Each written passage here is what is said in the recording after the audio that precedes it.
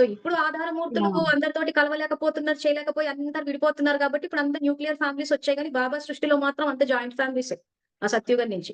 So ఇప్పుడు ఎవరైతే ఈ రకంగా సంఘటనలో కలిసుంటారో వాళ్ళంతా అటువంటి కుటుంబ వ్యవస్థలోనే వస్తారు. కానీ వాళ్ళంతా సన్యాసాశ్రమ ధర్మం ఆల్రెడీ తెలుసుకున్నాం మనం.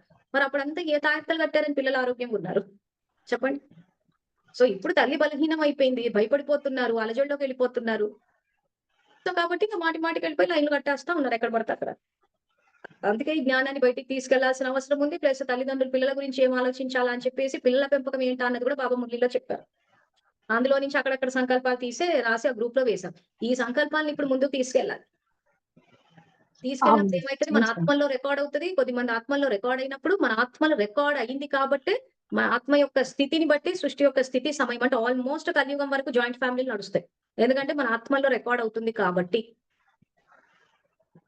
ఎందుకు జాయింట్ ఫ్యామిలీస్ వస్తున్నాయి అర్థమైందా? మన ఆత్మలో రికార్డ్ అవుతోంది. అందుకే అంటే ఎవరికైతే పరివారం కావాలనుకుంటారో కలిసుండాలి అందరితోటి.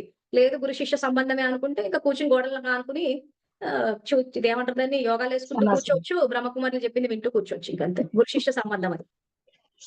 శివబాబా, బ్రహ్మబాబా, తల్లి, తండ్రి మనమంతా ఆత్మిక సోదరులం కలిసుండాలా అన్నది ప్రవృత్తి మార్గం, గృహస్థు మార్గం. అది. సో ఆ! మీరడిగిన ప్రశ్నకు సమాధానం అది. భోగులన్నయి యాక్చువల్‌గా సహజ ప్రక్రియ అది.